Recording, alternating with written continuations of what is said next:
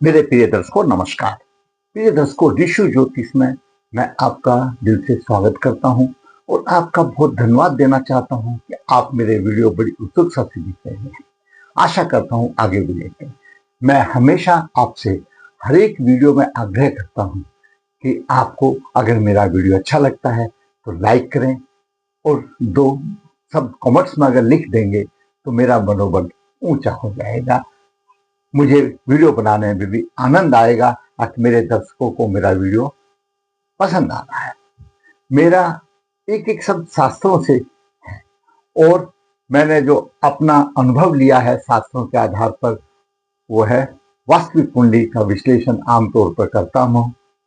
आज एक कुंडली का प्रश्न आया है, जहां तक कि आयु अच्छी हो गई है, यानी ये समझो 73-74 साल की आयु हो गई है और उसका प्रश्न आया, उसने हमारा वीडियो देखा कि गुरुजी मेरी कुंडली में इतने अच्छे योग होते हुए भी मेरा जीवन सामान्य स्तर पर रहा।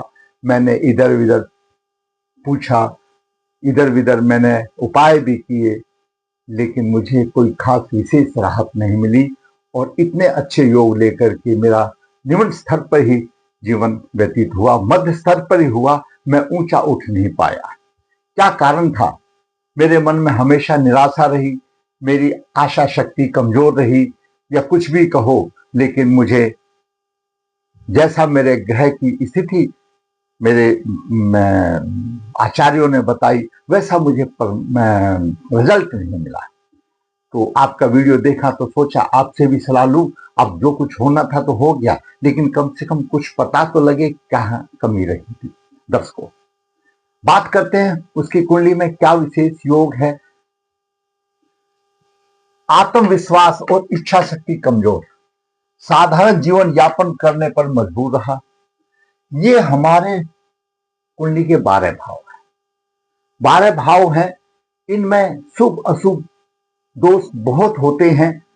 हमको उनको पहचानना चाहिए कि क्या कारण है जो हमको शुभ प्रभाव नहीं मिल रहा, शुभ दोष होते हुए भी। जातक का जन्म 1 अक्टूबर 1954 शुक्ल पक्ष 4 विशाखा चरण 2 शुक्रवार को हुआ। जन्म के समय पर करक लगन हुआ। करक लगन के 28 डिग्री है। लगन में सूर्य गुरु उच्च राशि का 3 डिग्री है। गुरु अपने आप में पूर्ण है और उच्च राशि में है, उसमें कोई दो राय नहीं।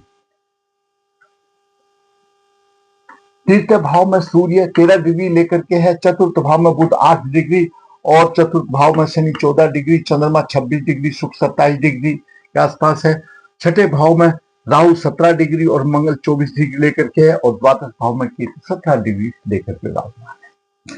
दर्शकों, कुंडली में लगन में गुरु है, हंस महापुरुष योग बना रहा है और अपनी उच्च राशि में है। 5 अंश तक उच्च का होता है तो उच्च है, उसमें कोई दो राय नहीं है। और चतुर्थ भाव में माल्यव योग भी बन रहा है, लेकिन 27 डिग्री पर है। 27 डिग्री पर माल्यव योग, यानी कुंडली में दोनों ये शुभ योग हैं और लगन का स्वामी चंद्रमा भी चतुर्थ भाव में है। ये भी शुभता की बात है।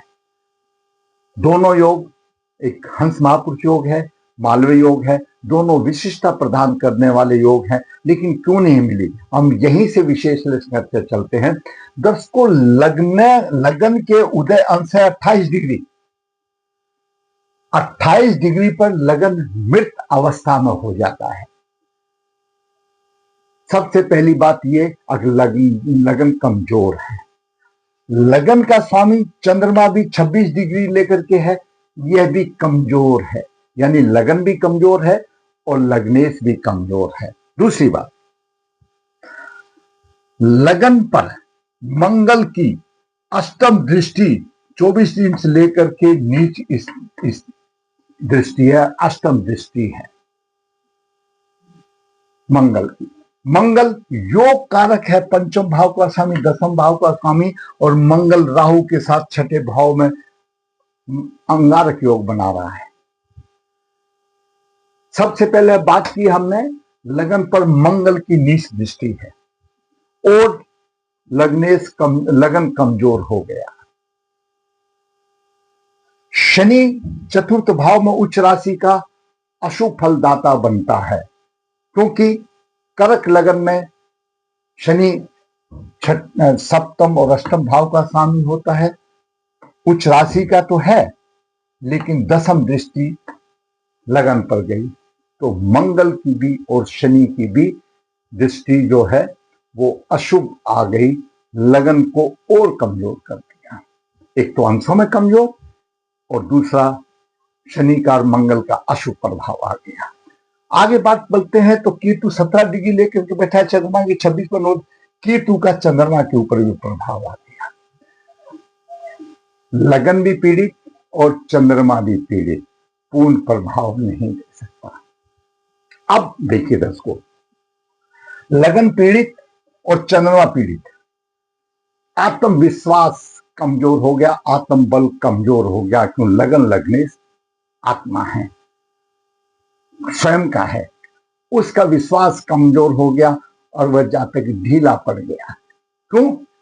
अंशों में तो मृत अवस्था में है, चंद्रमा भी है, चंद्रमा पीड़ित हो गया, तो मानसिक बल भी कमजोर हो गया। लगन भी पीड़ित और लग्नेश चंद्रमा भी पीड़ित, केतु से ही आया अभी तो। उसके साथ साथ शनि चंद्रमा के साथ है, जहां पर भी 12 डिग्री का है, यहीं पर भी चंद्रमा शनि का विषयोग, यानी चंद्रमा पर केतु का ही प्रभाव आ गया, शनि का ही प्रभाव आ गया, और कमजोर हो, और अशुभता बढ़ती गई। लगन और लग्नेश पीड़ित हो गए, अशुभता बढ़ती गई, परेशानी आ गई। अब बात करते हैं शुक्र की। शुक्र चतुर्थ भाव का स्वामी है, एकादश भाव का स्वामी है, 27 डिग्री लेकर के ये भी कमजोर अवस्था में है। उसके साथ साथ केतु का भी शुक्र पर प्रभाव आ गया, इच्छा शक्ति भी कमजोर हो, यानी इच्छा शक्ति बिल्कुल कमजोर हो गई, और माल्य योग भी कमजोर पड़ गया। मैंने आपको लगन लग्नेश कमजोर पड़ गया, मैंने आपको अंशों के आधार बता दिया, और माल्य योग भी कमजोर पड़ गया, इच्छा शक्ति कमजोर पड़ गई, जीवन में संघर्ष ही रह गया, जब सही निर्णय नहीं ले पाता, क्योंकि आत्मबल कमजोर हो गया, इच्छा शक्ति कमजोर हो गई। जब जीवन में सही निर्णय नहीं ले पाएगा, तो जितना उसको श्रम करना चाहिएगा उतना नहीं कर पाएगा, तो असफल रहेगा, सफलता कैसे मिलेगी? ये उसका कारण रहा कि वो ऊंचा उठ नहीं सकता, क्योंकि आत्मबल कमजोर, इच्छा शक्ति कमजोर, ये सबसे बड़ी बात है। उसके साथ साथ दर्शकों, मंगल पंचम भाव का स्वामी है, दसम भाव का स्वामी है, और अंगारक योग में फंस गया।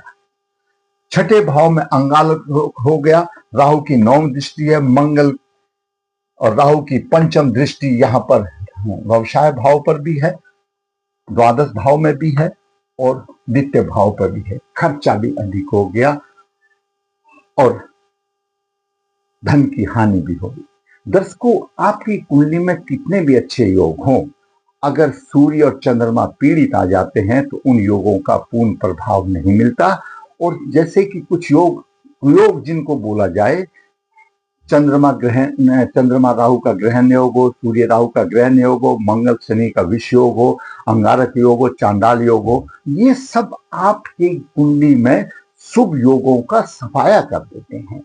जब दशमेश मंगल कारक होते हुए छठे भाव में पिट गया, तो अब दसम भाव को चंद्रमा लग्नेश देख रहा है, शुक्र भी देख रहा है, लेकिन ये तो पीड़ित हो गए, तो उतना ही प्रभाव कम दे देंगे, तो प्रभाव कैसे होगा? दूसरी तरफ शनि सप्तमेश है, अष्टमेश है, बुध के साथ युति बना रही है, ये भी अशुभ योग हो गया। यहां पर ये भी करना है, ये भी योगों को छीन करने वाला हो गया, उनकी छीन कर आना है। उसके साथ दर्शकों, काल सर्प योग आ गया कुंडली में, काल सर्प योग भी आ गया, और अशुभ प्रभाव भी आ गया, और शुभ दशाएं, जैसे गुरु की दशाएं तो पहले ही चली गई, ये बाकी सब दशाएं आई। शुक्र की दशा अभी 2006 से 26 तक अब आ रही है, तो क्या फायदा होगा? दशाओं का भी बड़ा ही महत्व होता है। चंद्रमा शनि का विषयोग हो गया, काल सर्प दोष हो गया, राहु मंगल का अंगारक योग हो गया, चंद्रमा को केतु ने पीट दिया, शुक्र को केतु ने पीट दिया, चंद्रमा लगने से सब तो पिट गया, तो कहां से होगा? वो तो थोड़ा बहुत जो जातक को मध्य वर्गी का थोड़ा बहुत सहारा मिला, इन योगों का थोड़ा सा मिला। अब भाई हंस महापुरुष योग है, मालव योग है, ये पीड़ित पीड़ित होते होते अपना निम्न ही प्रभाव दे पाए, और इसलिए जातक का जीवन जो था संघर्ष में गुजरा और ऊपर उठ नहीं सका। कुंडली में पितृदोष आ गया, चंद्र शनि का विषयोग आ गया, मंगल राहु का अंगारक योग आ गया, चंद्रमा केतु से पीड़ित आ गया, शुक्र केतु से पीड़ित हो गया। वो तो भाग्य को सूर्य देख रहा है, जो भाग्य की शक्ति से जातक ऊपर थोड़ा बहुत उठा। क्यों? द्वितीय भाव का स्वामी सूर्य पराक्रम भाव में है, पराक्रम से उसने धन को प्राप्त किया, भाग्य को जागृत किया, थोड़ा सा काम चल गया, परंतु ये वास्तविकता है। अब उसको हंस महापुरुष योग और मालव योग का कोई खास फल नहीं मिला, खास प्रभाव नहीं मिला। किस लिए नहीं मिला? अशुभ के कारण, चंद्र शनि का विषयोग के कारण, चंद्रमा पीड़ित के कारण, अंशों में कमजोर होने के कारण, तो ये सब विशिष्ट योग थे, वो सब रखे के रखे रह गए। वैसे तो बोलने को कितना भी बोल दो, हंस महापुरुष से ये करेगा, भाई लगन ही नहीं है, लगने सी नहीं है, तो हंस महापुरुष किसको देगा? मालव योग किसको देगा? स्वयं पीड़ित हो गया। तो ये कारण था उसका, समझा? उसने जो उपाय करना चाहिए था वो नहीं किया। अगर आप ऐसे परेशानी से जूझ रहे हैं तो दर्शकों, मैं आज आपको एक सटीक उपाय बता देता हूं कि ये दोष आए तो आए क्यों? आपके पूर्व जन्मों के कर्मों के आधार पर आए, उनका प्रायश्चित कीजिए, कर्मों का प्रायश्चित कीजिए, काल सर्प दोष निवारण कीजिए, राहु मंगल की शांति कीजिए, चंद्रमा केतु की शांति कीजिए, शुक्र केतु की शांति कीजिए, चंद्रमा शनि के विषयोग की शांति कीजिए, और जातक को लगन में मंगल का गुरु का और चंद्रमा का भागवती रतन धारण कीजिए। देखिए 3 महीने में ही आपकी रात दुनी चौगनी अगर तरक्की नहीं हो जाए तो फिर मुझे फोन करना, लेकिन आपको अशुभ कर्मों का प्रायश्चित करना पड़ेगा। और दूसरी बात एक और दर्शकों, ये काल सर्प दोष हो गए, मंगल राहु का ये हो गए, ग्रहों की शांति हो गई, ये शांत होते हैं, मिटते नहीं हैं। जब आपकी कृमात्मक आयु है, 60 साल तक हम लोग काम करते हैं, आमतौर पर समझ लो कहीं नौकरी करते हैं, उसमें हर 5-6 साल के बाद इन जो अशुभ योग हैं इनकी शांति है कराते रहना चाहिए। तो और काल सर्प योग की भी कम से कम अपने प्राथमिक समय में 3-4 बार अवश्य कराइए। फिर देखिए आपको किस तरह से तरक्की आपकी आएगी, आपको सफलता मिलती जाएगी, कोई इसमें कोई दो राय नहीं है। एक बार करा नहीं दिया तो आप सोचो कि मैंने एक बार काल सर्प दोष शांति करा दिया, शांत होता है, मिटता नहीं है। हर 5-6 साल के बाद जब भी अवसर मिलता है कराते रहिए, और फिर देखिए आपकी प्रगति अच्छी होगी। दर्शकों, मैंने एक आशावादी जो कि 54 का जन्म है, जिसका जो कुछ खाना कमाना था उसने कमा लिया, लेकिन मेरा वीडियो देखा तो सोचा कि मैं गुरुजी से भी सलाह लूं। मैंने शास्त्रों के अनुसार, अपने अनुभव के अनुसार मैंने आपका उनका मार्गदर्शन किया। आप समझते हैं अब मेरा वीडियो ये किसी का मार्गदर्शन कर सकता है, तो भाई मैं कहूँगा अब मेरे वीडियो को लाइक अवश्य कीजिए, शेयर कीजिए, और जिसने चैनल सब्सक्राइब नहीं सब्सक्राइब कीजिए, बेल को दबाइए ताकि आने वाली वीडियो आपको सबसे पहले मिले और आपका मार्गदर्शन हो सके। धन्यवाद।